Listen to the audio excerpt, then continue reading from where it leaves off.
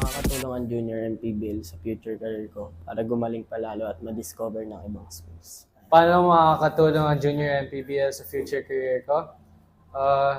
Junior MPBL can help me by giving me the exposure that I need. Makakatulong po sa akin junior MPBL para mas tumaas yung basketball level ko at yung experience din po para madala ko po sa NCAA game namin. Makakatulong po to sa mga aspiring players and unang-una sa lahat po yung exposure ko dito sa liga na to. And sa future ko rin po, pag nakuha po ako ng mga schools. Nagkaiba po ng junior MPBL sa mga liga nilalaroan ko is yung dito po yung sa ligang po to talaga pong marami pong malalakas na kasali at talaga pong may sistema and dito po dito ko po may papakita yung talent ko para po may scout po ako ng mga ibang school na malalaki, ng mga university. Siyempre yung junior MPBL, mas mataas yung mga funds and may mga mas magagandang venue and yung mga live stream mas magaganda siya. Junior MPBL is different because it can lend me a lot of opportunities. Pinagkaiba ng junior MPBL sa mga nilalaro kong liga, ang junior MPBL naka-televise at maganda yung coverage. Tulong po tong MPBL junior na to sa journey ko. Unang-una last sa lahat is pag nakapasok po ako sa NCAA or UAP is hindi na po ako maninibago. Parang ma-adapt ko na po yung mga natutunan ko sa galing sa coaches ko po ngayon. Makakatulong yung junior MPBL sa journey ko para ma-discover lalo sa ang ibang schools and coaches. Tulong ang junior MPBL sa basketball career ko dahil mas mahirap ang training tsaka mas magagaling kalaban kaya mas kailangan kong gumaling. Tulong ito na mapunta ako sa ibang school na mabigyan ako ng opportunity ng mga coaches. And ngayon nasa San Sebastian, Recoletos, Manila na ako. Thank you kay Coach John Calios and Coach Martin.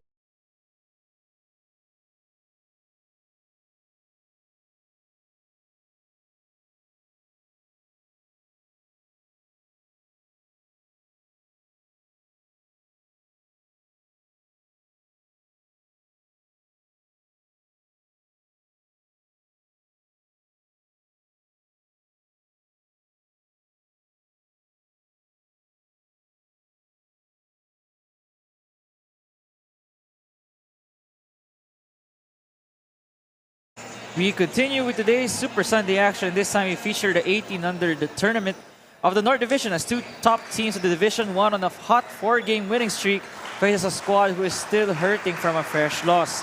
As we bring you the live coverage of the games of the Apex Gaming 88 of Manny Pacquiao's Junior MPBL. So let's take a look at some of the games today. We already finished with the Mindoro and Mandaluyong games for both the 14 under and 16 under teams. Right now, if you're watching right now, this is between the 18 and under teams. So for the replays, you can watch it on Facebook Live or on YouTube and Channel 98 on Signal TV for the delayed telecast. Good morning once again. I am Nico Rocha, but this time I'm joined by my analyst, Cho Pangilinan. And today we will be having or covering the game of Mindoro and Mandaluyong, this time the 18 under division for you all. So with that, Cho, nice to have you here. Let's take a look first at the team standings for North Division so that people have a brief summary of what's happening right now.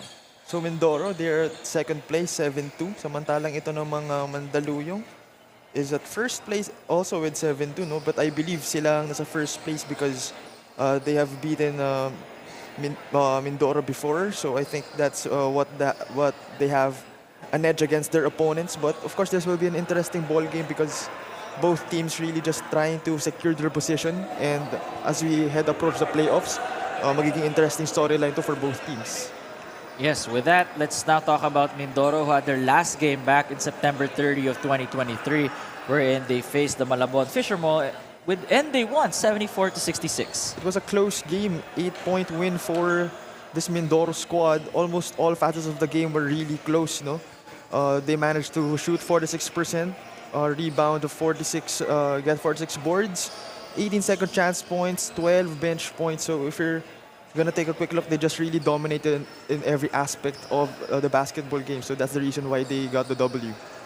Next up, we're gonna talk about is the Mandaluyong Junior Michael Schmidt, who unfortunately lost to the 18-under team of the Pampanga Junior Giant Lanterns, 69-54. This was just yesterday. It was Yeah. a 15-point L for Mandaluyong. You can see that in the rebounding battle, it's very close, just out-rebounded by 3 by Pampanga. Pero in the field goal battle, 53% for Pampanga, 27 over only for Mandaluyong. What killed them is the points in the paint and the bench points. No? Both 40 for Pampanga and only 24 in the paint for Mandaluyong and 20 for Mandaluyong. So you really need to. They really need to step up, lalo na yung supporting cast nila. They really need to help their starters, no, in producing the offensive production. 40 looks like to be the magic number for Pampanga yesterday, and you know that Mandaluyong is hoping to prevent another loss like that and be able to get back on the win column. And with that, let me turn you over to the venue announcer for the starting lineups.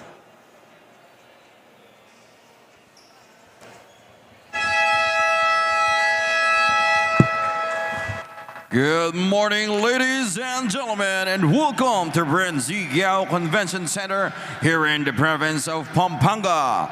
This is the Apex Gaming 88 Manny Pacquiao's Junior MPBL inaugural season. It's the third game between the Mindoro 18u Foundation Junior Disciplinados 18 under and the Mandaluyong Junior Microsmith 18 under. And now, let's meet the starters from your Mindoro 18u Foundation Junior Disciplinados. Starting at guard, number 27, John Gelly. Other guard, number 12, Sean Diciembre. Starting at forward, number 10, Rufus Elegado. Other forward, number 11, Harvey Raimundo. And center, number 13, Dion Guanzon. Head coach for the Mindoro 18u Foundation Junior Disciplinados 18 under, Mr. Jess Ocampo. And now, let's meet the starters from your Mandaluyong Junior Microsmith 18 under. Starting at guard, number 14, Joshua Orbania. Other guard, number 18, Rosfer Pollard. At forward, number 7, Benedict Gaitos. Other forward, number 72, Russell Bayani. And at center, number 22, Miguel Casera. Head coach for the Mandaluyong Junior Microsmith 18 under, Mr. J. Cruz. Assisted by Sean Kalingasin. Referees for this ball game, Jason Yap, Edwin Tangkion, and your crew chief, Von Horacio. This is Manny Pacquiao's Junior MPBL, ang liga ng bawat batang Pilipino.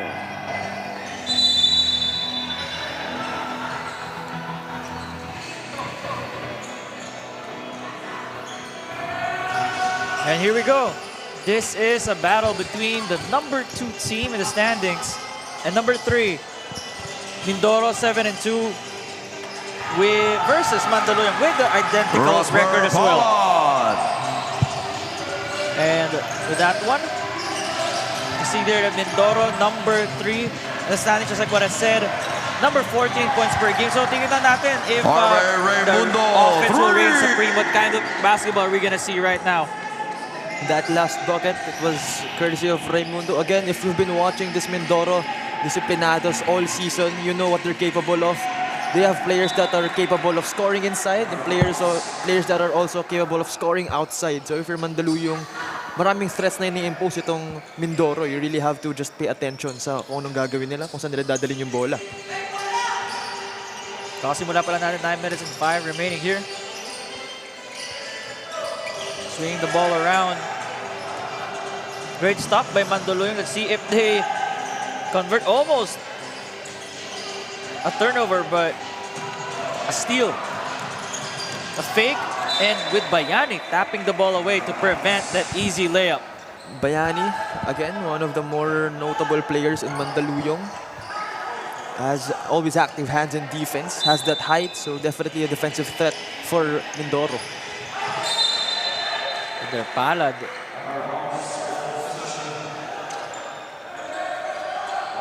that away. It's going back to Mandaluyong. Mandaluyong, imagine back-to-back, no? Pagod rin eh.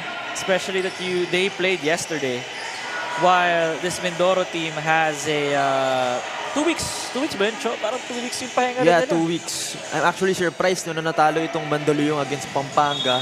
But then again, Pampanga has the likes of Joseph Pangilinan, so you really can't do anything about it. But I think what's good sa back-to-back games is yung momentum kahit pa paano nandun. Hindi ka matagal mababakante. Oo. Because yun yung issue sa ibang teams here in our junior MPBL. Minsan matagal yung walang games eh. So makaka-apekto yun sa laro inevitably. Do you think, in your opinion, kapag talking about the youth leagues like this, if the long layoff actually does not do well, in your opinion, what do you think is best? Or at least in your opinion lang naman on how when games are played, back-to-back or 2 weeks na break? That's what makes youth league special in my opinion. Lalo na yung hindi collegiate or not school-based pala. Yeah. Because yun yung pinag-aiba na eh sa ating mga usual leagues na may pahinga lagi, di ba? Yeah, another challenge. Kumbaga kung depende na lang sa team if challenge or asset yun, but another thing to be faced, another thing to be resolved or to be used in a good way if you're a team here in the junior MPBL. Because I remember in my last coverage show, yung Cavite, 1 month sila exactly. Actually, 1 month and 1 week sila walang game. So, I remember na medyo napag-usapan namin yun. Yung momentum-wise, makaka-apekto talaga. But then again, no excuses. Hindi pwedeng, if you get an L, sasabihin mo, ay, dahil sa momentum, dahil matagal bakante. Oh. Good take there. Mindoro able to score 5-2. So, for their defense, preventing Mandaluyong from scoring, but the offensive boards giving them the 4 points in this game in the first quarter. Yun yung kailangan gawin ng Mandaluyong more in this ball game, no? Because again, points in the paint wise, last game nila kaya sila natalo because of the points in the paint. 24 versus 40. So that's not really a good difference in that aspect. But I think they did their homework. Alam nila kung anong kailangan nilang gawin. They just have to execute very well. Nakapagod rin, no? I mean, back-to-back ka na nga. Tapos yung kalaban mo, nasa top 3. What a tough schedule, for sure. But take note, itong Mindoro, wala si Yano Laksaru who scored 13 points in their last game. Actually, one of the more notable players din itong si Laksarum eh. Sila ni Raimundo. So, they're lucky na si Raimundo lang yung present. Dito si Yano Laksarum dito sa ating mga notes, no? Actually, marami silang, kumbaga Swiss knife of a team itong Mindoro eh. But, again, wala si Laksarum. So, depende na lang yan sa Mandaluyong kung paano nila i-utilize yung absence niya. Yeah, there's something to note. Especially when pag-close na yung game, who are you gonna rely upon? But a wild pass by Bayani, although I feel like his teammate already knows. Ooh! Alright. Kalo ka, foul nga, di ba? For Mindoro, I think they did their homework, no? Alam nila na si Russell Bayani, one of the really primary noise makers nitong Mandaluyong. So, mukhang sina-check talaga nila bago pa makakakuha ng bola. Mukhang hindi na talaga nila hinahayaan makatanggap. Minsan kasi Bayani, siya pa kayo nagbababa ng bola eh. Alam mo talaga, hindi lang siya big man. He's just a big by literal na big man lang. Oh, big man lang. He's a big guy. By words. By words. Hindi siya yung doesn't get boxed to a certain category. And dapat ganoon naman talaga eh, di ba? Especially for us here in the Philippines where you really need to be more versatile now with the way we play basketball. More towards the international. Kasi alam naman natin na hindi uubra sa atin yung post-up game eh. Yeah, tsaka alam mo na yung term na modern big man. Hindi pwedeng puro loob lang. Kailangan may threat din outside the paint. Or sometimes, what do you call this? Ball handling. Woo! That layup looked good, but it was just too strong. 7-4 is our score. That's a foul on the Mindoro, the Sena Foundation Junior Disciplinados. But before we get to the timeout, we have a timeout. Before we get to the free throws, we have a timeout on the floor. See you guys after the short break.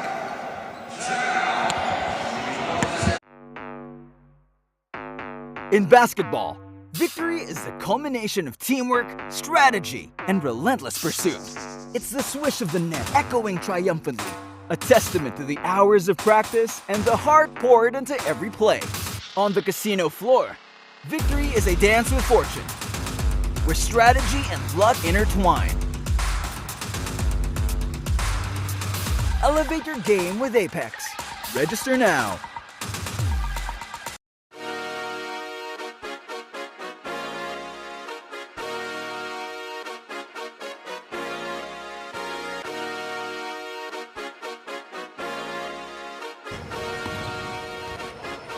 Ligan ng bayan na to, mga kabataan na sugod, Junior MPBL para sa'yo.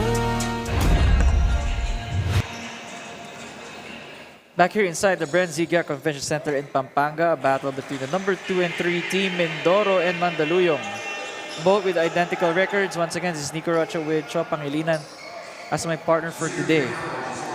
One thing I've observed both of these teams so far is medyo, not medyo, but they're at all disciplined sa kanilang defense. And so far, one foul pa lang. Siyempre, team foul disciplinados nga. Yeah. Yan ang gusto ko sa Nico. But like in a deeper perspective, I think baka hindi sila masyadong aggressive on defense or something about being active on defense, kaya siguro wala pang masyadong foul ang itatala ng both teams. But so far, magkadikit eh. So I think nothing really to complain about sa performances ng both teams. I'm sure kapag may umangat talaga dyan ng isa, magkakaroon ng sudden adjustments. Yeah, so far, it's a matter of who keeps the ball like better, no? Compared to, kasi puro turnovers so far. Or at least wala masyadong good control of a possession. Yeah, medyo sloppy pa yung offense ng both teams. Sinahanap pa nila yung kanilang rhythm. Too strong on that free throw. Hits the back iron.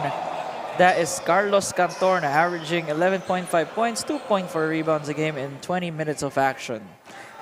Gusto ko yung shoutout itong si Carlos. He's actually my friend.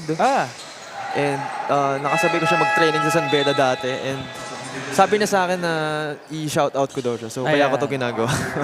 Actually, hindi naman natin siya i-shout. Alam mo na, pabibigyan natin siya talaga ng airtime as a player. Di ba? Hindi ko rin gets kung bakit eh. Baka kala niya ayaw mo siya pag-usapan kapag kahit makatira. Diba? Mas i-credit mo yung namigay ng pasa. Yeah, pero actually itong Mindoro really stacked. Actually si Russell Bayani rin na-cover ko na dati. Before this league even started, when I heard his name in the Mandaluyong roster, sabi, Russell Bayani, ano yun magaling yun So in a different tournament outside, you have seen him play for a different team. Yeah, and he actually got offers from UE and NU. But as of now, ang knowledge ko hindi na tinanggap yun. So hindi ko lang alam kung where he's studying right now. But nung huli ko siya nakausap, I think that was around 7 months ago. Oh, tagal na nun. Tagal na. A lot can happen, di ba? Malay mo UP na siya, di ba? Well, 18 under division to, so let's see. And then again, UP is stacked. Really hard to get a crack in that roster. But you never know. The player might shine in a different situation. Tawagan ng traveling go. He got stuck in the mid-air. No way to go. But actually, may isa pa akong napansin in our junior MPBL. Yeah. Lalo na coming into the playoffs, ang dami nang mas lalong nagkakaroon ng commitments outside. Oo, syempre, palapit. Kasi kailan ba start ng mga junior leagues for UAP and NCAA? In 1 to 2 months, diba? I mean, feel ko December, January, they're starting to play their tune-up games already at this point. Yeah, I remember in my last coverage, it was just last week, itong Muntinlupa Emeralds na 14 under. If you're familiar with Sean, the 27 points per game scorer nitong Muntinlupa 14 under. He was not in the game and they lost. Kasi ang laki talagang factor na wala siya. Not only he scores 27 points per game, he's the leading scorer ng kanyang bracket. And he was not there because wala siya, may commitment siya to school. So I'm sure that will be a pattern soon in our junior MPBL na lalo na coming to the playoffs. Maraming wala. And marami kailangang adjustments na kailangan gawin ng ating coaches sa ating players. So it's a matter of sino yung mag-step up, no? Yung next man mentality nga. Mahirap pa rin dun is parang hindi ka sanay na binababad tapos biglang sa playoffs ka ilalagay kasi there's no other person who's available. Yeah, but I think yun yung beauty ng ating liga, no? Na, of course, yung mga naglalaro sa school, of course, kilala na yan, mga magagaling na yan. But the ones na matitira, sila talaga yung magdidictate kung ano yung magiging kalalagyan ng team nyo eh. Because I'm sure yung iba dyan, hindi naman varsity, so they're always in the game. But now, they'll be forced to play a role higher than what they signed up for apparently because wala yung star players nila eh. So, yun yung beauty na nakikita ko in our league. A minute and 11 remaining. Again, another foul. This time, though, it's on... Is it a hacking foul? Oh, no, it's gonna be 2 free throws. Third team foul on Mandaluyong. At the line is Raimundo, who has 5 points, 2 rebounds, and assists already. Harvey John Raimundo.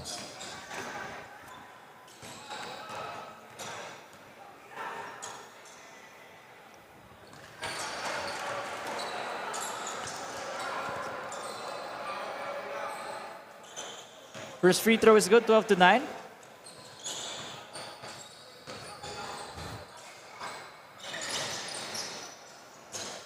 Two for two, 13-9 is our score right now. Mindoro with a slim 4-point lead over the junior Microsmith. Just like what we said, no, Chop, we expect this to be a tight game. It's a more of which team will capitalize on the errors and the opportunities given to them. I think both teams, no, ang kulang is defense. Because obviously on offense, nakita natin, nakakahanap sila ng butas on each other's courts. Just recently, no, ito yung defense na hinahanap ko, no? Finding the steals, finding the pickpockets. And there you go, a 3 by Carlos Cantorna. Doesn't need a shout-out. It's his game that will do the shouting out for him, di ba? Yeah. Sweet 3, and again, well-read pass by Awa. Another 3-ball attempt for Mandaluyong. Although this time it hits the front rim, it is short.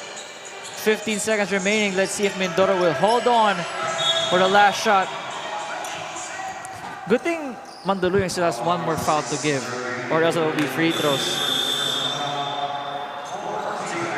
Yeah, both teams really disciplined on defense. Kaya nga disiplinado, sabi mo kanina. Inunahan na kita, pero di mo ulitin. Hindi ko na, once na ako gumamit ng joke, hindi ko ulit-ulitin yan. Kasi baka maging corny na, baka may hindi na makinig sa atin dito. Great. Oh, supposed to be a sweet pass, but it hit the front foot. Guanzon, I think, made the pass. 5.3 remaining. Let's see if they can get a shot that they want. But instead it goes to Mandaluyong. They still have time. We better let it go. And a buzzer beater layup to cap off the first quarter. Mandaluyong going up by 3 heading to the second quarter. 16-30. Take a look here once again. Gusto ko yung habang nakatingin pa, di ba? Woo, that's muscle memory in effect. That is by number 6. That is by Jevi Hinogin. We'll see you guys in the second quarter.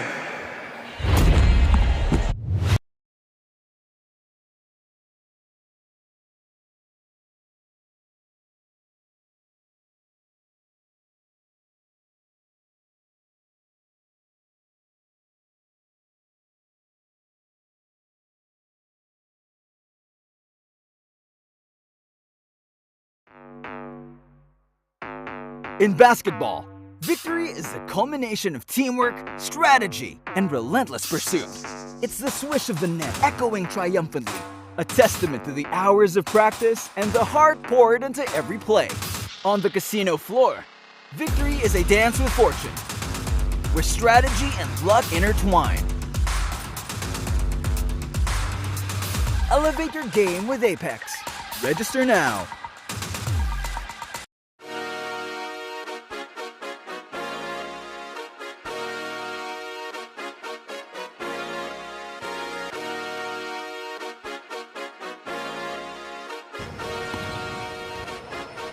Liga ng bayan na to.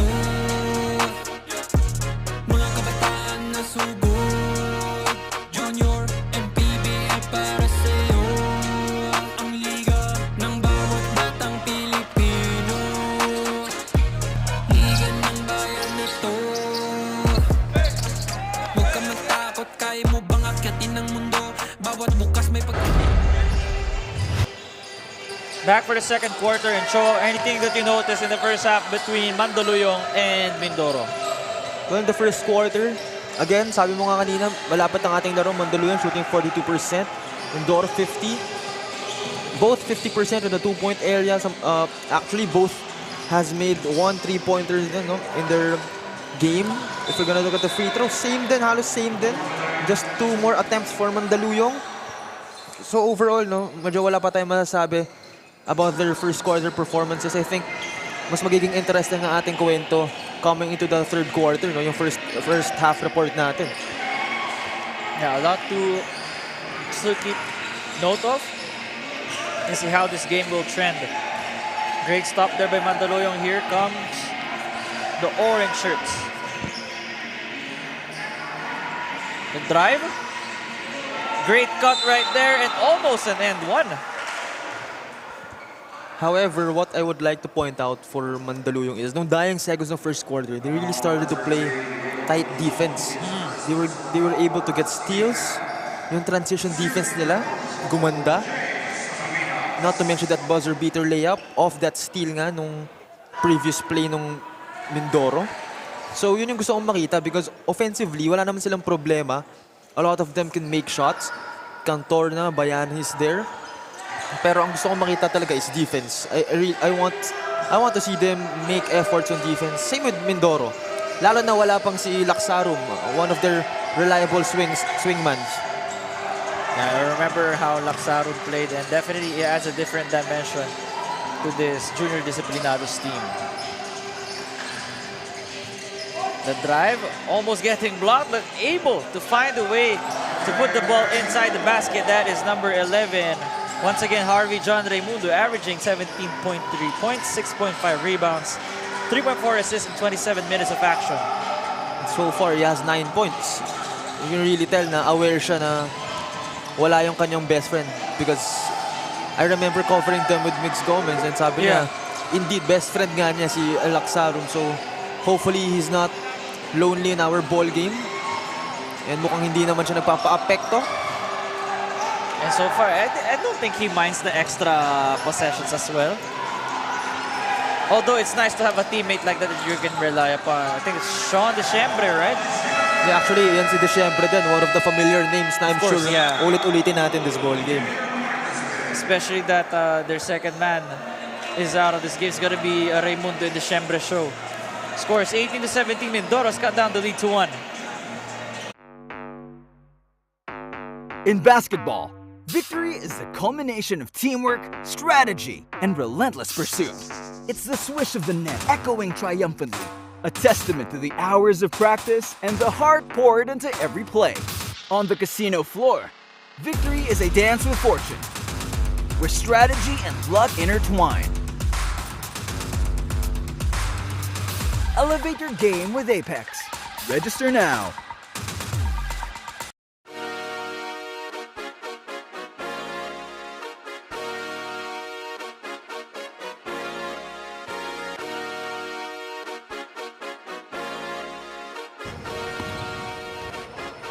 Liga ng bayan na to,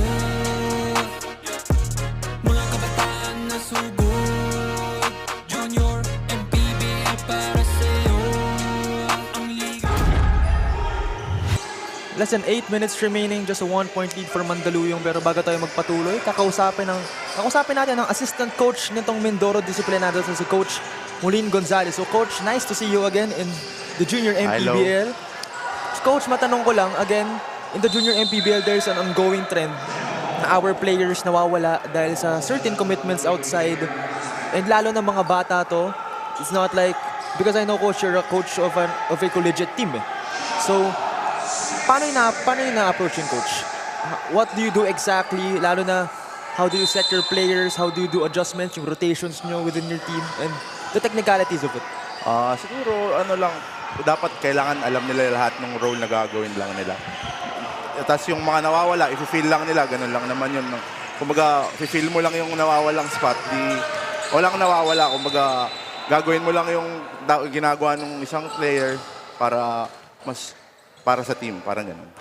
I like that mindset, Coach. Kumbaga, the next man mentality na. Tama. Kumbaga, for this game, no, wala yung si Laksarum, one of your primary scorers. Nakikita natin si Disyembre.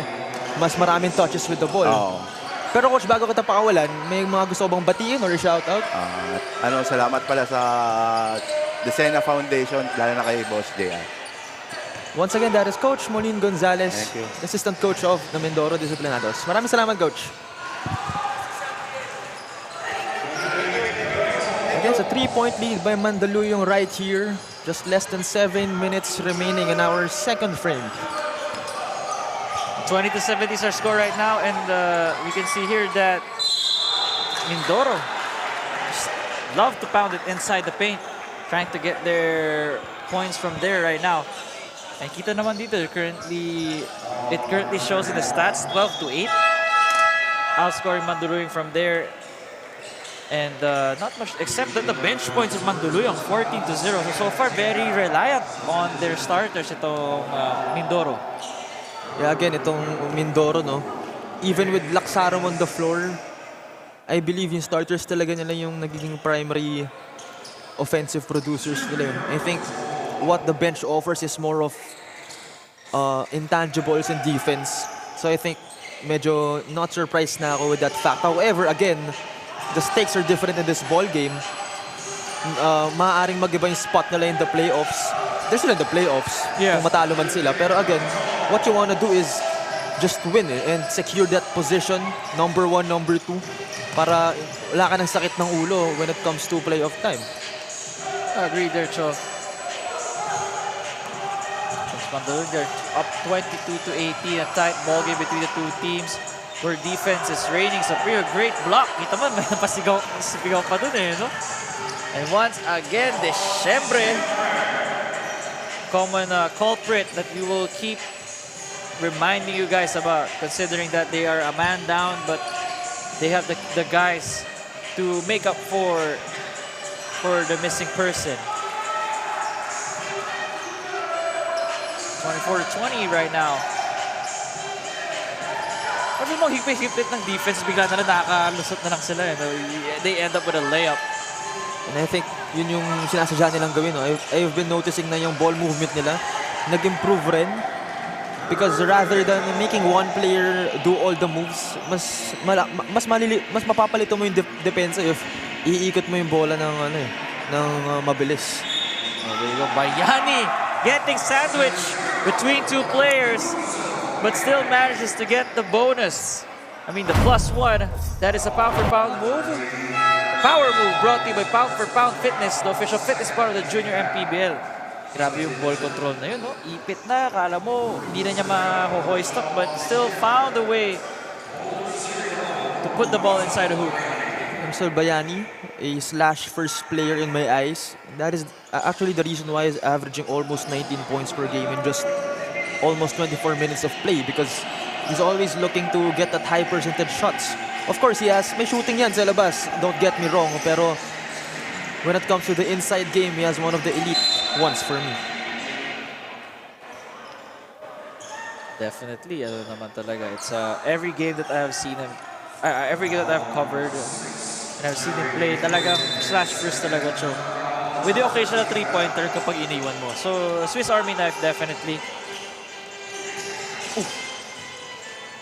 Off to the left. You can see that Bei Chong is right there trying to chase for the basketball. It goes back to the orange shirts. You got 3 minutes and 59 remaining here in the second quarter. Once again, this is Nico Rocha with my partner Cho Pangilinan. We are live on Facebook and on YouTube, and will be shown on Channel 98 of Signal TV for the delayed telecast. Another turnover. Once again for Mindoro. You see they're really packing the paint, no? It's like 4 or 5 guys in the paint. That's why they're left scrambling whenever there's a three-point shooter waiting outside. And there you go, finally they're able to get something. And what was a 1 to 2 point lead a while ago is ballooned to 7. Itong Mandaluyong, they're aware na they shot a really poor percentage last game, which was yesterday. And it looks like gusto nilang bumawi doon, no? Not really taking a lot of three-pointers. Maybe they have accepted their fate na hindi talaga yun yung strength nila. But of course, we can see itong si Cantoro na din capable of that. But Looks like they're settling. Kumbaga, yeah, that's the word. They're settling for inside shots. And we can see that Cantorna took a bit of an extra step into why he's called for a turnover or called for traveling. Oh, Nuevo was caught holding the basket. Ano kaya yung relation niya kay Cholo eh? Parehas pa puti, no? Tsaka... Yung hair. Yeah, di ba? Parehas singkit pa. Actually, maraming ganyan in our junior MPBL. May mga anong relation with the players in the ranks. May hawig pa kay Cholo. Or Cholo Nuevo playing for the FEU Tamaraws. Not sure if his hand injury is something that will keep him out of the whole season, but something to monitor. By the way, nanalo sila against Ateneo. I was actually surprised by that. No offense to Ateneo, but... No offense to FEU, the Ateneo.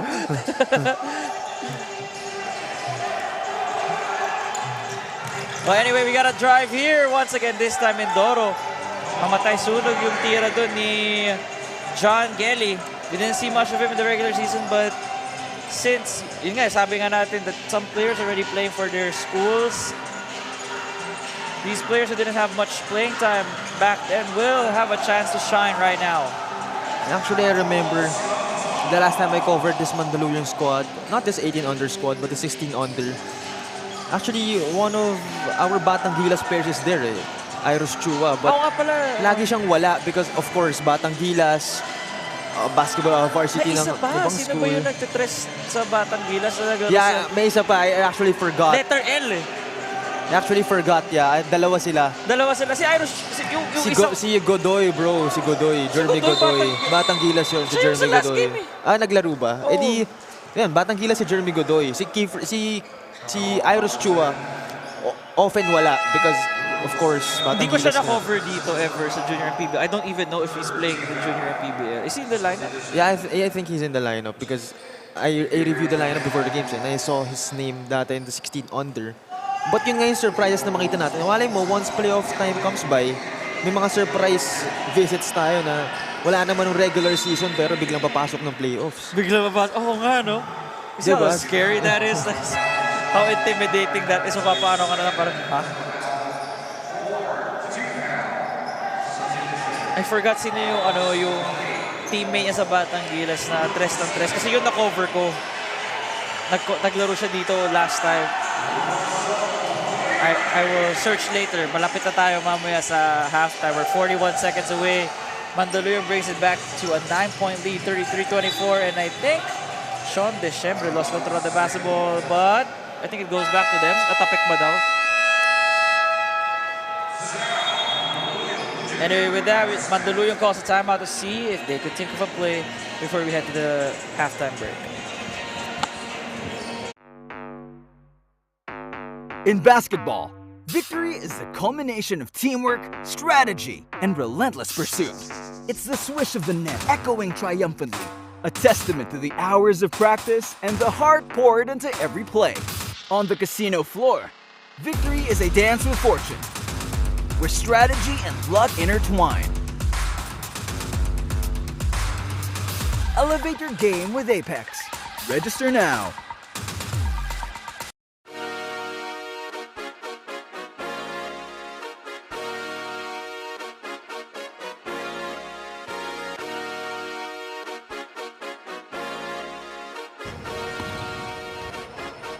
Liga ng Bayan.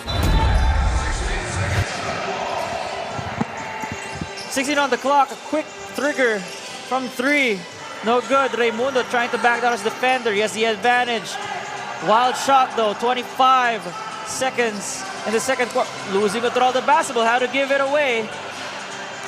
And the referee signaled that it's going back to Mindoro. The shot clock is off, 18.8 seconds remaining here inside the Bren Convention Center in Pampanga.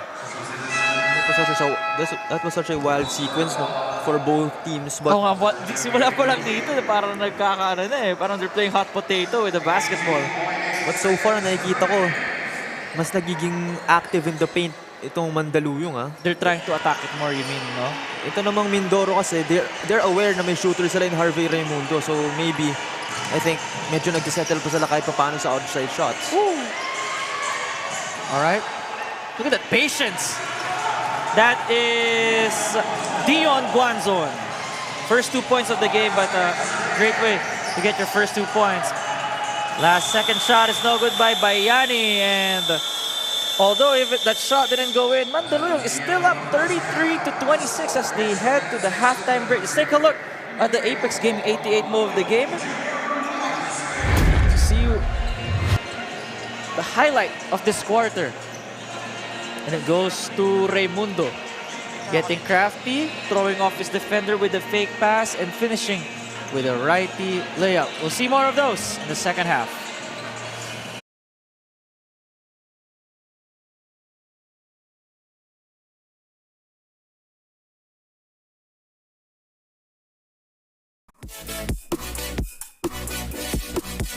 Nakakatulong yung MPBL sa future career ko dahil maraming school na nakakita ng laro ko and maraming school na pwedeng mag-scout sa akin.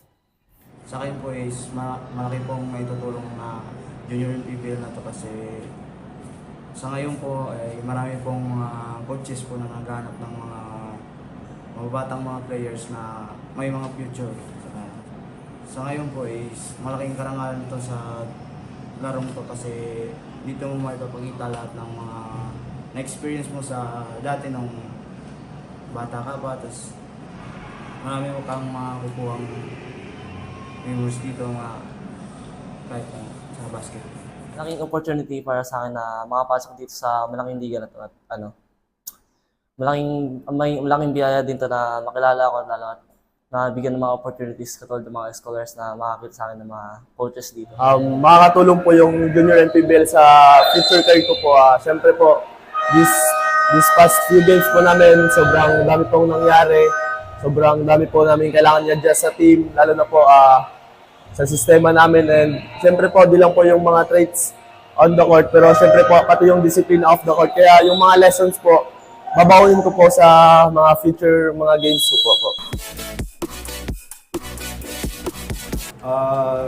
Sobrang iba ng junior MPBL sa ibang mga liga kasi sobrang competitive ng laro dito at sobrang physical. So, sobrang dali na lang makaangat sa ibang mga liga dahil sobrang similar ng plays dito kaysa sa mga ibang liga. Siyempre, yung MPBL po, ito po yung pinakamalaking liga ngayon kaysa sa mga sinasalihan ko dati.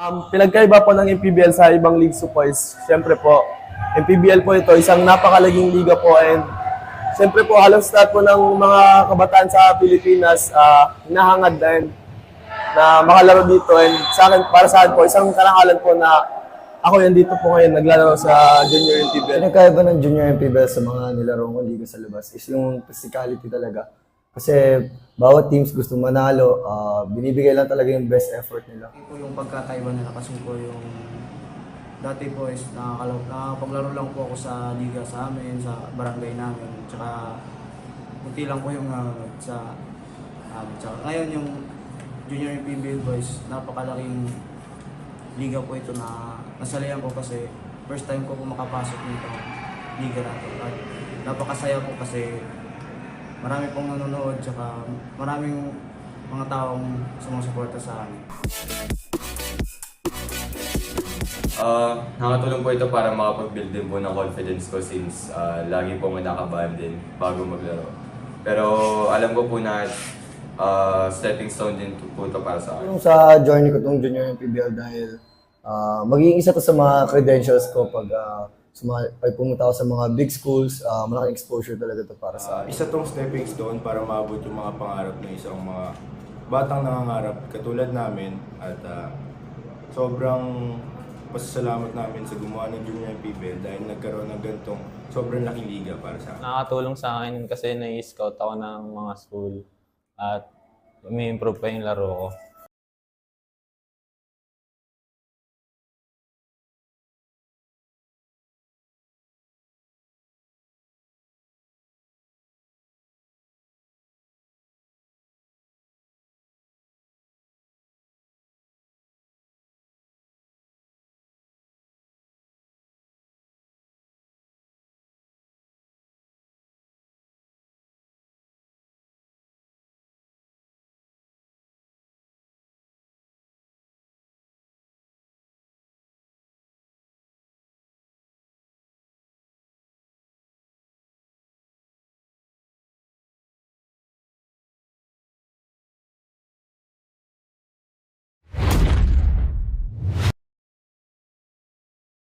first half highlights between Mandaluyong and Mindoro. Decembre trying to kick it out for the three-pointers. It is actually a mix of a lot of points in the paint, if you ask us for our opinion.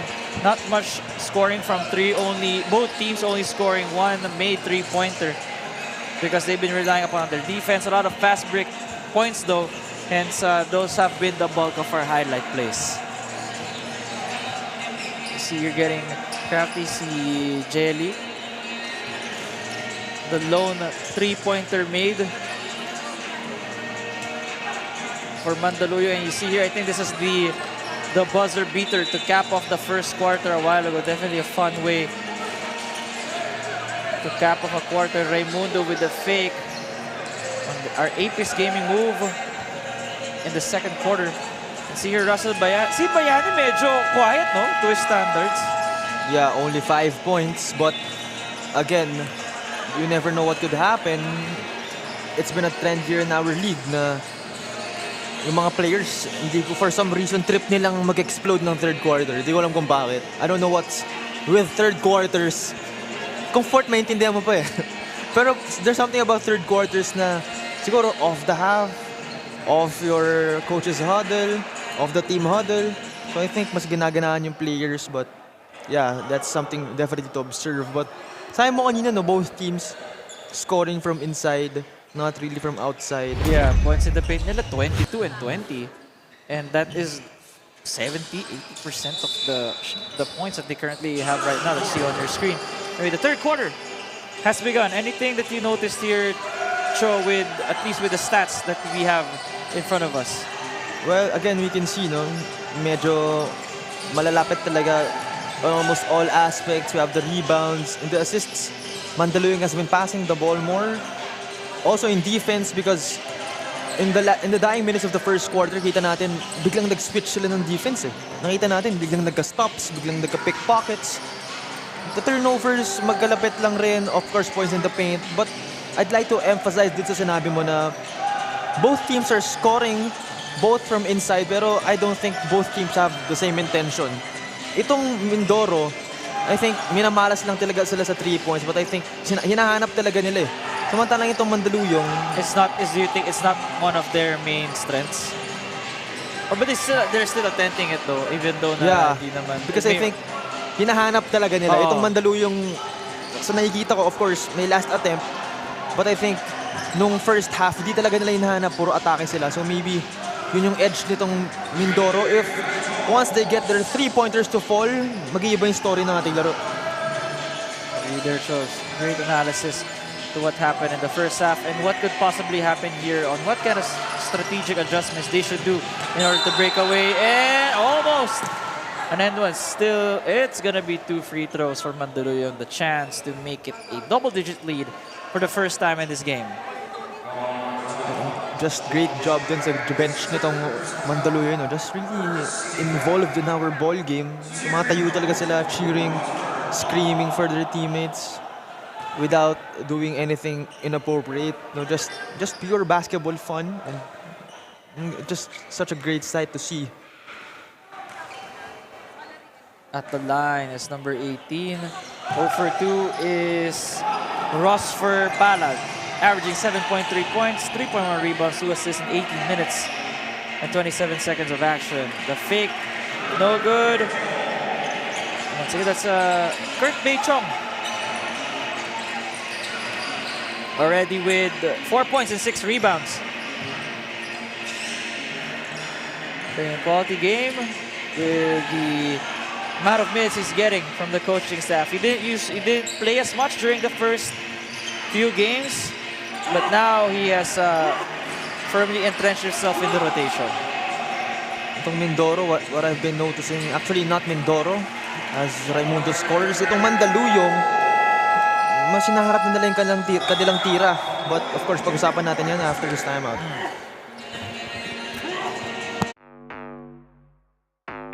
In basketball, victory is the culmination of teamwork, strategy, and relentless pursuit. It's the swish of the net echoing triumphantly, a testament to the hours of practice and the heart poured into every play. On the casino floor, Victory is a dance with fortune, where strategy and luck intertwine. Elevate your game with Apex. Register now.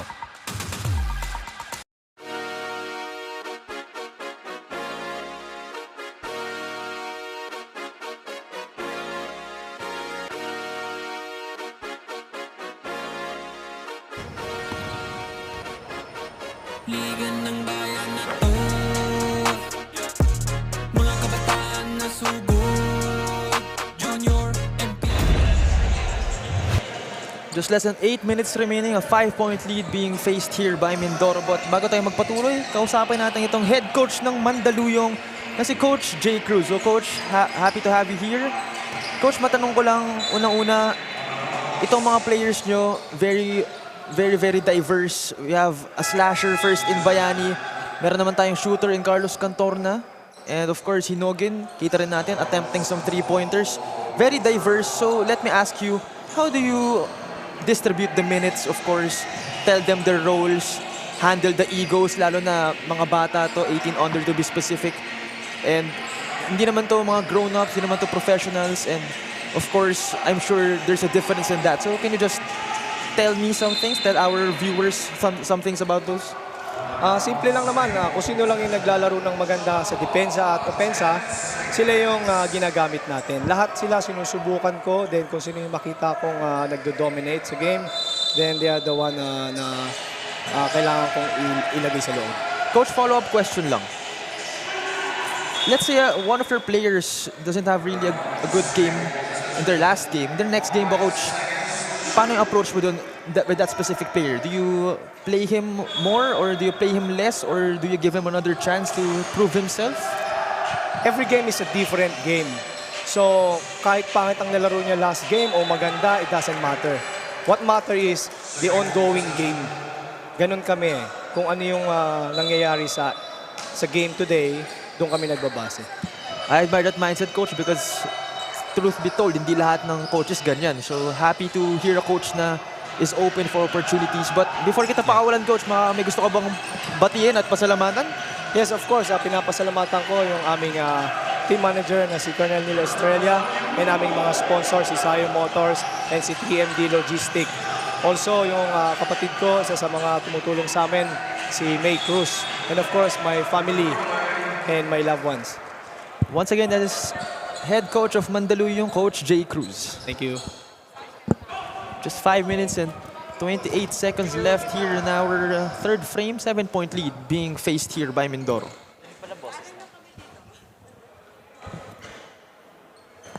37-30 right now. I think Cho was able to hold the fort. Well, that was gone. That was Coach J. Cruz once again. This is Bayani. Facing a wall. Alam mo talagang ready for him eh.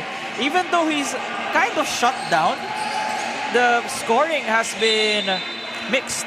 It's going through a lot of people. That's why they're able to withstand the quote-unquote off game of Russell Bayani. You know, if I'm Russell Bayani, in this ball game, obviously, we're in the third quarter. At this point, hindi gumagana yung slashing mo inside because usually, I think by this time, he'd have 10 or more points. Eh.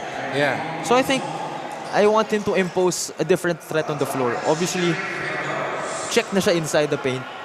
May shooting yan from outside, may shooting yan from mid-range. Gamitin na yun. And that's the importance of having different kinds of abilities on the floor. Malilito yung depensa on which way to guard you. Unlike pag alam nilang slasher ka lang, edi malamang sa loob ka lang nila babantayan. Great analysis right there. And so far, they're playing a good interior defense. It's just a matter of making their shots. So yun na lang kulang sa Mindoro ngayon eh. I think the defense has been on point. No? Or do you think may mga konting gaps ka pa rin nakikita? I think okay naman na, no? They can live with whatever they're doing. The offense lang talaga. Naabutan parang 34 seconds. Yeah. Itong si Raimundo, again, medyo gumagawa siya ng first half. Pero so far in our third period, medyo nananahimik din. Of course, Disyembre, na-stuck na sa 6-point mark. He's not even on the floor right now. So I think yun yung nagiging difference maker na yung offense nila. Well, these two teams are not in the top of the scoring column. Actually, they're more in the middle to the bottom tier when it comes to points per game. But the reason Mandaluyong is number 2 and Mindoro number 3 is because of their defense, which is just trying to, alam mo yung na-equalize rin in a way. So I like that term. Na-equalize yung games ng pares na team na to eh. Because both are really effortlessly defensive teams. So, medyo ang nagiging kwento talaga is offense eh. Because, yun na nga, you can get stops, pero on the other side of the court, can you get a bucket? Yun yung nagiging tanong every time. Siyempre.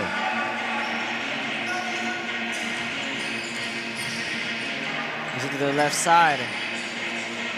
Off on that one. The rebound. Here comes Russell Bayani. No one there. Fakes off the defender, but I think nailang siya. There was somebody right there to at least contest the shot. And there you go, Mindoro with a fast break of their own. Yung first half, baliktad eh.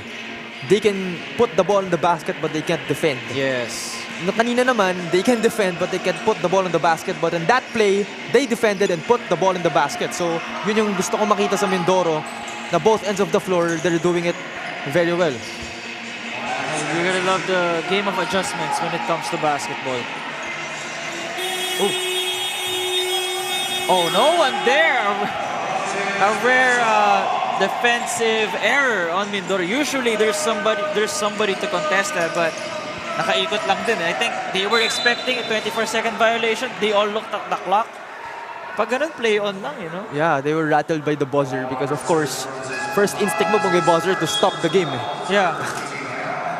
But then again, yung mga instances na ganun na hindi pwedeng nag-a-assume ka lang. Tama siya. You can just assume na, uy, ano yun? Or i-contest mo na, ano? Or, yeah, uy, ano yan? Wala, di aabot yan. Di ba hindi mo pwedeng ganun, ma-assume mo lang eh. O parang sabihan ka na lang na, okay na. 24 seconds. Might as well just play on. Kasi mga things like that became an uncontested layup. Considering kayo pa yung mahabol. Yeah, diba? exactly. Yun pa. Isa pang disadvantage yun. But take note, itong Mandaluyong penalty na sila in their next foul call. So, if you're Mindoro, you really have to attack para makadraw ka ng fouls and hopefully get on the line and get more points. Kala ko i-outlet pass. Nakita ko yung pihit eh. Good thing he was able to control his urge to do that pass. A three-pointer once again. His second one. That is Carlos Cantorna. Second three-pointer, right? For Carlos, from what I know.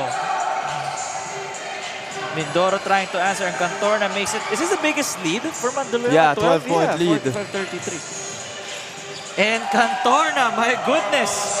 You don't need a shout-out, man. I mean, yeah, let your game do the talking. 5 straight points. Actually, bro, I actually got to cover itong Mandaluyong 18u squad last time. Wala siya. And this time, nandito na siya. So I think sinasadya niya, nagpapasikat siya sa akin. So, if narinig mo to, Carlos, na, ikaw na yung mas magaling sa atin. Although, it was his foul right now. Penalty na ngayon ng Mandaluyong. Yeah, yun lang. So that means gonna be 2 free throws on Mindoro. What's that? Like a 5-point swing? It was, right? Yeah, 5 like points straight for him. 5-point swing, courtesy of a 5-0 run for Carlos Cantorna. Yun yung gusto ko makita kay Russell. Because itong si Cantorna, may atake sa inside and may tira sa labas. So, if you're a defender, hindi mo alam gagawin mo. But if you're defending Russell Bayani, at least in this ball game, hindi mo na talaga babantayan sa tres because, or hindi mo talaga babantayan inside, or you know where to check him na. Exactly. And it's just great to have teammates like that you can rely upon. Pag off-game ka, medyo ano yun ah.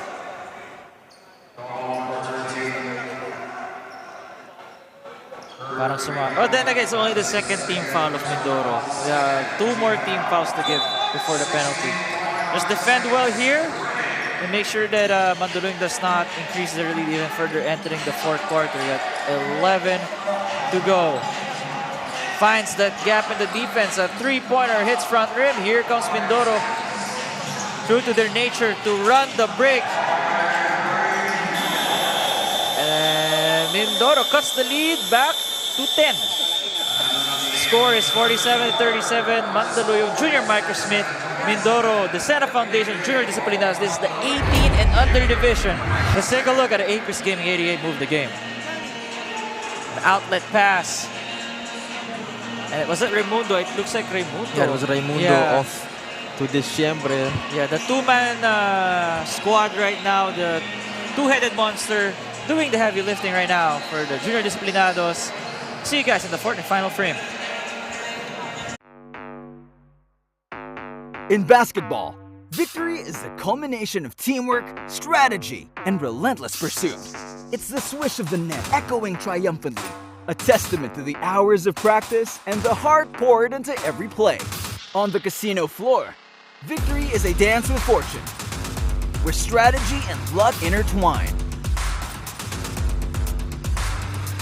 Elevate your game with Apex. Register now.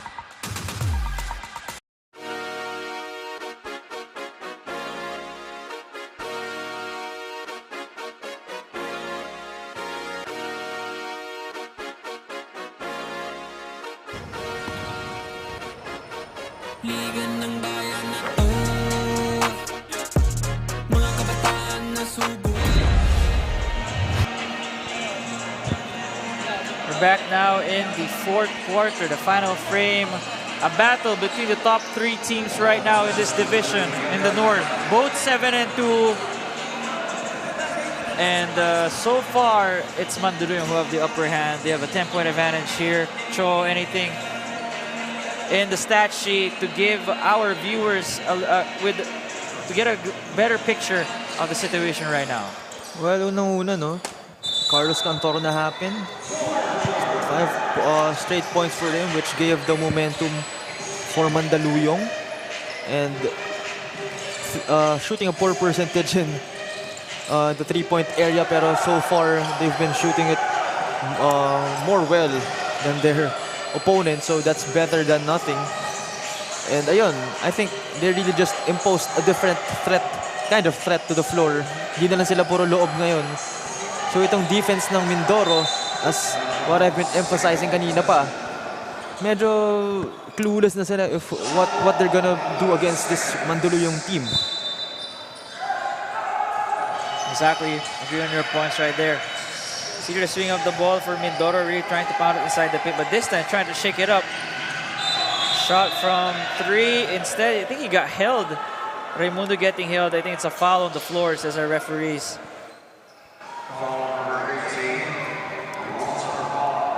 First foul on Mandaluyong.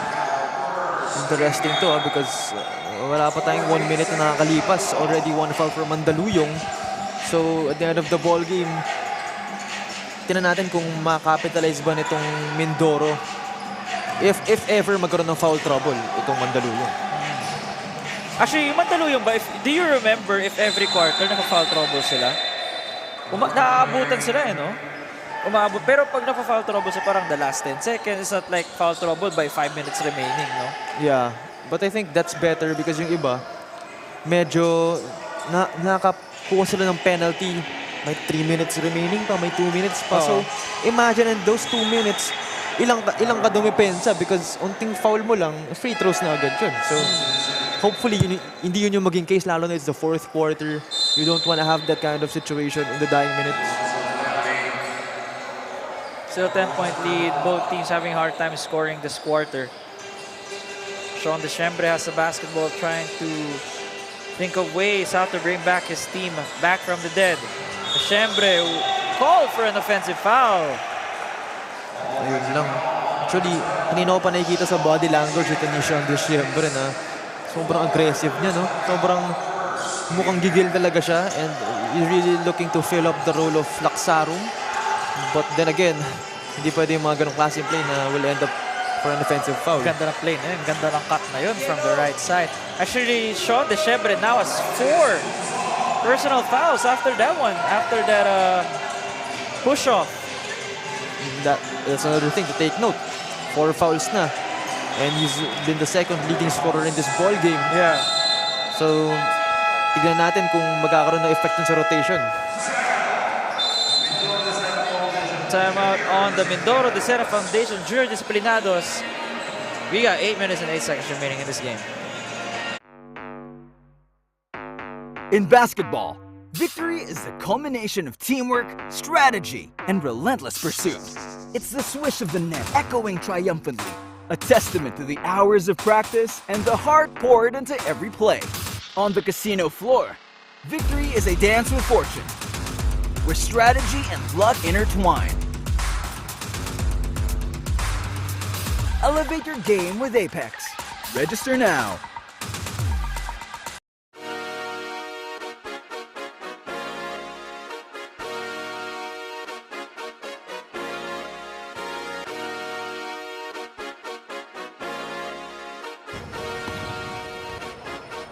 Liga ng bayan na to, mga kabataan na sugo. Back here, and a 3 to start off our after timeout play. Good thing for them, right? I think it must have something that they do during the break. Back to single digits once more, and again. Was it Bayani who made the pass? Yeah, Bayani and Nuevo. Actually, they're teammates in the Systems Plus Computer College Blue Panthers, no? So yun yung school na nilalaro nila nung high school sila. And that's why I think chemistry-wise, you're gonna see more of those kinds of passes from them. See here, Mandaluyong. I was gonna say quickly restoring order, but napalakas yung tira, and it results to a turnover. I was actually gonna say that 3 from Goanzon made that just a single-digit lead. Pero, for a bit. For a bit. Nababati natin. Ayun. Okay, back to single digits. It's a great weather here right now in Pampanga. I mean, lately it's been raining right at night. But so far, for those who want to watch, we're in the Bren Convention Center in Pampanga. I'm sure a lot of you recognize the floor, especially mga MPBL fans dyan, di ba? of course, supporting the Giant Lanterns. Of course, Pampanga Giant Lanterns, one of the more notable players sa ating MPBL. Yes, notable teams for sure. Yeah. And the favorite, do you think they're the favorites to win this year? Oh naman, not only the favorite, no, but not only the favorite to win the championship, but also a crowd favorite. Grabe ng mga pangalan na involved with that Pampanga Junior, Giant Lanterns, not Junior. Yeah.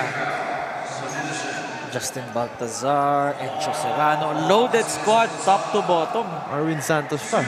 Arwin Santos. How old is Arwin? Is he in the 40 years old na? I know Arwin is really right up there, but of course in his contribution sa Pampanga, definitely a key factor for sure. May X factor na siya. Yeah, of course, lalo na yung intimidation factor siguro. May Arwin Santos ka sa team mo. Actually, kahit wala nga siya, intimidated na ako eh. Oh, actually, yeah. They're already formidable. Sina tawag dito? Luis Sangalang nandun pa rin. Yeah, Luis Sangalang. Nandun pa rin sila. Si Clemente, JLC, si Justin Baltazar, of course, Encho Serrano, and a whole lot of other names pa, no? Pampanga talaga nung laging malakas kahit yung 18 under nitong Pampanga. Iba talaga yung support ni Gov. Yeah, isa pa yun. For the Pampanga basketball program. Really, one of the biggest factors, if not the biggest, on why the love for hoops has always been there. Matagal kasi panahon pa ka ni na Arwin. Bro, ang conclusion ko dyan, di ba sikat ang sisig tsaka tosino sa Pampanga? So protein, Okay, may protein eh, tapos kinakain nila, tapos sabay basketball. Di lalaki talaga katawan nila bro, tatangkad. So kaya sarap lagi pagkain dito eh. I mean, the nutrition, talaga sarap. Yeah bro, yun yung reason bro. Hindi dahil sa training bro, dahil sa tosino tsaka sa sisig. Dahil sa protein bro, yun yung reason. Ano ba talaga sa Pampanga when I go here, look for the sisig, I go out of my way before going home. Nagsisearch ako online, best Pampanga sisig. Let us know guys. Sa Instagram lang rin kami, Cho Pangilinan, Nico Rocha. Yung mga taga Pampanga dyan, hit us up on our DMs if you have any recommendations. to try in the Pampanga area. Nice to try their cuisines eh. Yeah, iba talaga ang Pampanga, no? But speaking of food, of course, itong Mindoro still has to find Mindoro still has to find their favorite dish of this ball game. Kung 3-pointers ba? Or inside the paint ba maging kanilang final attack in order to get by this single-digit lead lang naman. You know, up to now, I gotta give credit to Mindoro closing the lane for Russell Bayani. Hindi pa rin siya makalusot. Yeah, hindi na siya nakaangat actually in the scoring column. Still stuck at 5 points. Yeah, na-check na siya agad. So, that's actually a spectacular job for them. But, trailing still by 9. So, hindi lang yun ang problema nila na kailangan nila i-resolve. Russell Bayani is currently 2 for 7 right now. Although Mandaluyong gets another steal. There was Erlano Nuevo heading to the line, getting hacked as he went up. 3 for free throws, 12 and 13. Itong si Erlano Nuevo, no? An undersized big for me. Actually, I don't see him attempting threes at all. I don't see him actually attempting mid-range jumper at all. But I think kaya siya nakakarami ng minutes talaga in the rotation. And bakit lagi mo sinasabi yung pangalan niya is the intangibles. Kita natin yung effort in the defense. Kita natin yung willingness to just bomb bodies inside, get the rebound. Not necessarily score, but to have different kinds of impact sa kanyang opponent. Definitely. You see that. And once again, another steal. Pero si Bayani, even though he's not scoring, he's doing the other things. He gets rebounds, 6 assists to his name, a few steals, and that's how you bring a positive impact to your team. He's also the team captain, let's not forget. Overshooting the basketball. And it's going back to Mindoro. I think the previous team captain was David Cruz, no? As we can see on the Mandaluyong bench. But since injured siya and he was not able to play, at least now, or I think somewhere in playoff time, makakalaro siya. So I think Russell Bayani was the one to fill up that spot. And he's more than qualified naman because, of course, such an elite player. Shot for 3, hits front rim, hits the side of the rim. More specifically. And the clock is winding down. Time is not the friend right now of Mindoro. Yeah, it's back to a double-digit lead. And not to mention, medyo inactive pa sila inside the paint. So Bayani is playing the role of facilitator na right now, knowing that actually Bayani getting the steal and finally gets a bucket. Narinig tayo. Sabi, hindi ako makasara. Exactly. I'll do something right now. He seems to really love that sidestep, and that deemed effective for him that time. Lefty layup, no good. Secured by Mandaluyong. It's like a slow burn when it comes to facing a team like Mandaluyong. They don't kill you with huge threes or huge plays. It's always the little things, which is the most dangerous one. Yung mga hindi mo na lang malalaman na already down by 13, but I thought December was gonna... Bro, alam mo yung pipihit ka before a dunk? Yeah. Parang ganun yung buwelo niya eh. I actually thought din. Bayani. Try niya manggulang. Yung mga Kita natin, na pangmama na talaga yung galawan. Actually, that was actually a good pass from Bayani. Yeah. From downtown, almost halfway in. Sorry, miss. You can see there. Mandaluyong playing, well, they will play safe now. I mean, there's no need to rush. They're up 11. The worst thing you can do right now is take ill-advised shots with 20 remaining in the shot clock. They will need Raimundo's service in the three-point area kung gusto nila makahabol. Because again, time's now on their side. It's still mathematically possible, but again, you have to really play solid basketball kung gusto mo pang makahabol with a team like Mandaluyong na may another plateau substitution na naman. Mathematically possible, pero you have to play a perfect game from here on out. You expect a steal. You need to have 3 consecutive steals, then make a 3-pointer every time you make a steal to catch up. Diba? Yeah. Parang ganun yung the way it's looking with regards to the perfect game that I'm telling you about. Raimundo goes straight to the rim. Back to a 9-point lead. And Coach J. Cruz leaving no stones unturned to getting win number 8. Time out on the floor. In basketball, victory is the culmination of teamwork, strategy, and relentless pursuit. It's the swish of the net echoing triumphantly, a testament to the hours of practice and the heart poured into every play. On the casino floor, victory is a dance with fortune, where strategy and luck intertwine. Elevate your game with Apex. Register now.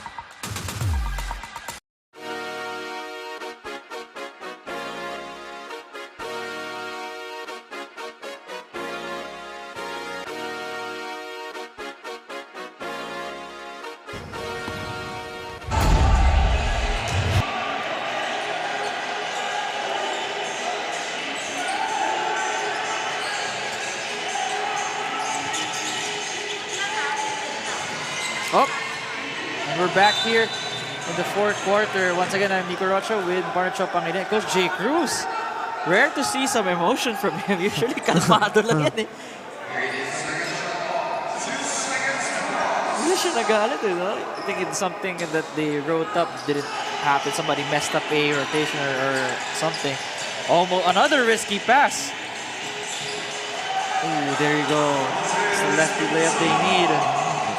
Lagi talaga sila nakakahanap ng butas underneath. And I think yung how they position themselves, not necessarily the kind of shots that they take. That's the reason why they're leading this ball game and shooting a percentage of 40% and 50%. Overall 40%, but 50% in the 2-point area. I think these are. You think this is cramps? Yeah, the way he's holding. Yeah, cramps. Or I don't know. Hopefully cramps lang.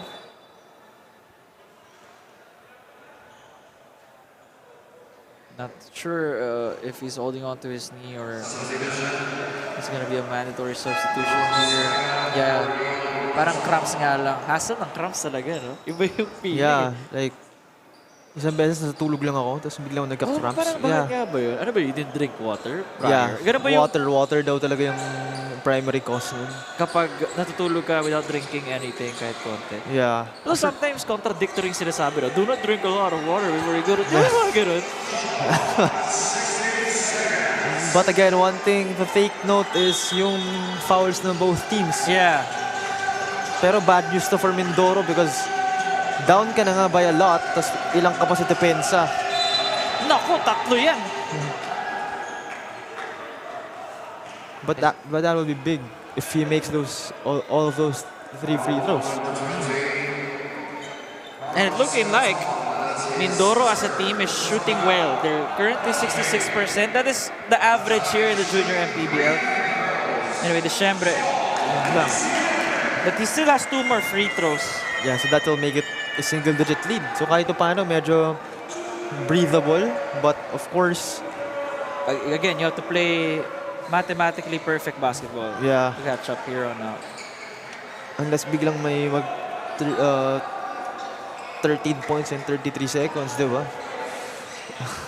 I mean, that's not impossible. Ang dami pa namang oras eh. 1 for 3 at the line for the Siembre. A pushing foul on Sean, and that means free throws on the side of Mandaluyong. That's the last thing they need here. Later, guys, 18 under division after nito will be between, it will be between Malabon versus the JT Bulacan Taipan. 2 teams hoping to add another win to the win column in order to rise up the standings. First free throw is good, 60-49. That is number 2, Francis Punzalan. all Mandaluyong has to do right now is just defend well, to shoot the free throws na natatanggap nila, and just to play really good basketball, not really need to do anything crazy because time is on their side. But for Mindoro naman, again, yung nasabi mo kanina, they have to play near perfect basketball at this point. Kung ano man yung pinapagawa sa kanila ni Coach J. Ocampo, they have to do it immediately and to do it perfectly. Hindi ka na mahuli doon yung Mandaluyong. I didn't know why they had to rush that one. Gonzalan for three, no good. Rebounded by Mindoro. Raimundo wasting no time. Once again brings it back to a 9-point lead. Although they gotta be careful, they are in the penalty. The last thing they need is another 2 free throws. Ayun na nga, great defense, discipline on the junior disciplinados. That's a pun right there.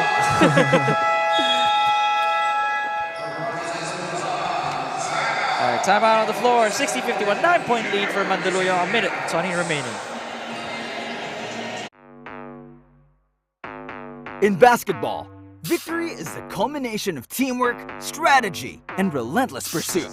It's the swish of the net echoing triumphantly, a testament to the hours of practice and the heart poured into every play. On the casino floor, victory is a dance with fortune, where strategy and luck intertwine. Elevate your game with Apex. Register now.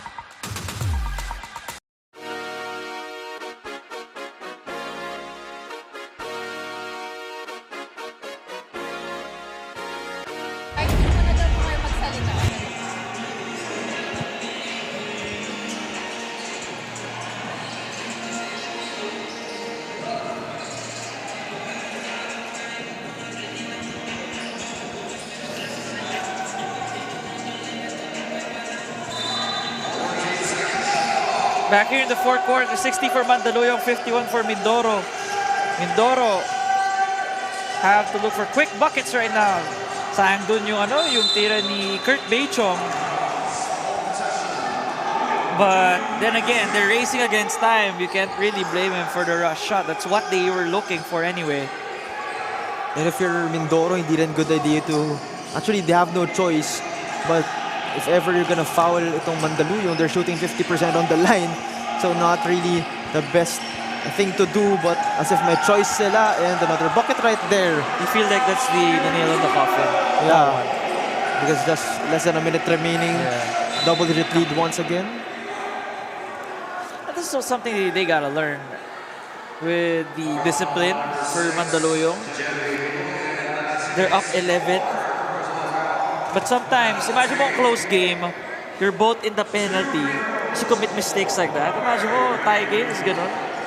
Yeah, I mean, of course, just basic of the game. Of course, different emotions running through their minds, but ultimately, just, kailangan lang nilang bumawi.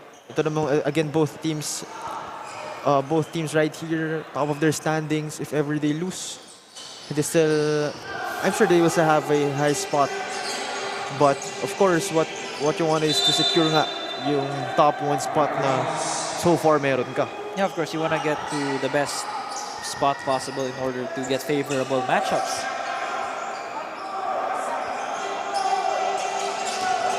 Ooh. I think he ran into Elegado. Kanino foul yun kay Elegado? Yeah, it's a foul on Mandaluyong though. He's the one that ran into Elegado. Diba? Yeah, it's actually confusing, but... Tingnan mo. Ooh. So it's Elegado who's headed to the line. Actually ironic, but I think it's because Elegado had his hands on the ball nung nabangga siya. So it's number 14. Siya yung parang forward momentum. I mean, not saying that Elegado had no momentum. It's just that you're already stopping while si Orbania couldn't control his momentum. Hence the foul. I think he's alright. Yeah. He should be alright. Alam mo yung parang... Nagulat lang siguro because of the contact. But again, single-digit lead. I don't think there's enough time for them to make something happen. But of course, it's this league is full of miracles. Kung ano-ano na nakikita natin dito. He's running into a brick wall.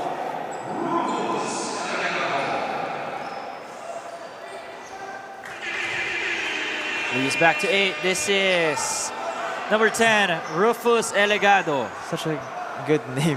Rufus. Rufus. Naalala ko yung sa Kim Possible eh. Alam mo ba yun? Yeah bro, alam ko yun bro. Naabutan ko yun. Naabutan mo ba yun? Imagine yung mga shows na ganun. Yeah. Some people don't know about it anymore. Yun, yung mga naglalaro right now, I don't think they know that. Oh, Kim Possible. Oh, baka nga. Swarming defense on the junior disciplinados, true to their name. Not fouling, well, it was a great stop. But now, ooh, that should be a turnover, right? Yeah, it is a backcourt violation. Their efforts are rewarding them with yet another possession and a chance to cut it down to a 2-possession ball game.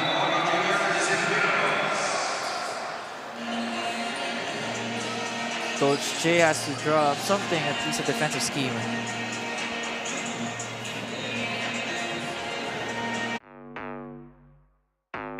In basketball, victory is the culmination of teamwork, strategy, and relentless pursuit. It's the swish of the net echoing triumphantly, a testament to the hours of practice and the heart poured into every play. On the casino floor, victory is a dance with fortune, where strategy and luck intertwine.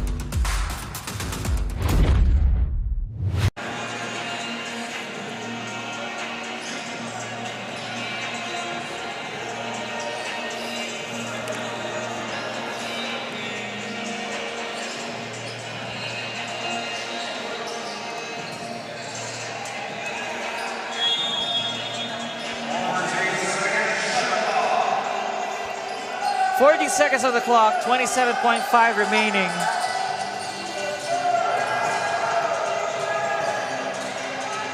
thought that 3 would go in. It looked good from our angle. Actually, sa angle natin, pag straight on yung bola, hindi mo alam kung kapos o hindi, di ba? Titingnan mo na lang, wait lang. This time, a steal by Kurt. Kurt heading to the rim. Ooh, kinapos lang yung free throw, sayang. And I think that should be the end of this game. Coaching staff of both teams to not foul anymore. And you gotta love the fight for the Mindoro Junior Disciplinados. They did their best to catch up, pressuring Mandaluyong. But in the end, Mandaluyong C was just too big. And they end up with a win. 62-55. Mandaluyong now currently 8-2, while Mindoro falls to 7-3. Let's take a look at the Apex Gaming 88 move that came starting from Russell Bayani, feeding one of his teammates as Earl Anunuevo. Yeah, great effort by this Mindoro squad. No, I think really just showed a great effort, pero just itong Mandaluyong deemed really too much. Now, as we wait for the player of the game, just a quick summary of what happened here. Mandaluyong won the first 3 quarters. Actually, a really tight ball game. It's just that they keep winning the quarters by 3 points, by 2 points. That the lead ballooned to as much as 12, but Mindoro did the last valiant stand in the end, but it just wasn't enough. With regards to the field goal percentage, we scored 41% for Mandaluyong. 26 for 63, 30% for Mindoro at 30%. The 3-point percentage was not ideal as well for both teams, considering that they've been attacking the rim all day long.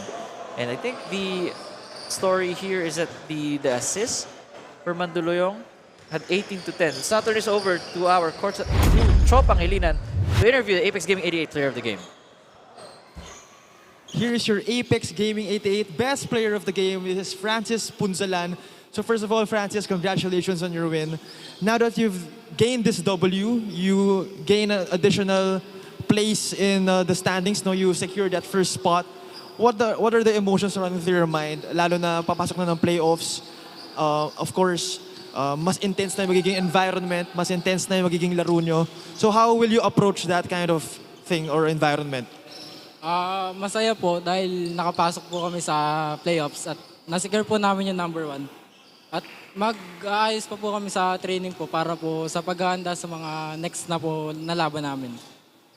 I certainly love that mindset, Francis. But of course, bago kita pakawalan, may gusto ka bang pasalamatan or batiin? Unang-una po, nagpapasalamat po kami God na nagbigay ng lakas sa amin. Kay coach po na nagbigay ng katalinuhan sa amin para ma-execute yung mga plays po namin. Tsaka po sa mga sponsors namin, kay Colonel Neil Estrella po, tsaka sa mga sponsors po namin. Po. Once again, this is your Apex Gaming 88 Best Player of the Game, Francis Punzalan. Back to you, Nico. Thanks again, Charles. Take a look here one more time at the highlights between the Mandaluyong Junior Microsmith, who ended up with a W up against the Mindoro, the Sena Foundation Junior Disciplinados. And it was a grinded out game. Both teams just didn't score a lot. It's more of in the low end, maybe because defense reigns supreme here. With a lot of steals for both teams, 14 mostly on Mandaluyong, just the 7 of Mindoro. And the turnover is a bit high, considering that both teams have been giving up a lot of turning the ball over, both 20 to 19. And then as well, what stood out here is a bench points for Mandaluyong, 45 to 6. And with that, the final score, 62 to 55. The Junior Mandaluyong Microsmith squeaking out a win against the Sena Foundation of the Junior Disciplinados of Mindoro. On behalf of Cho Pangilinan, this is Nico Rocha. At pinapanood niyo ngayon, Manny Pacquiao's Junior MPBL, ang liga ng bawat batang Pilipino.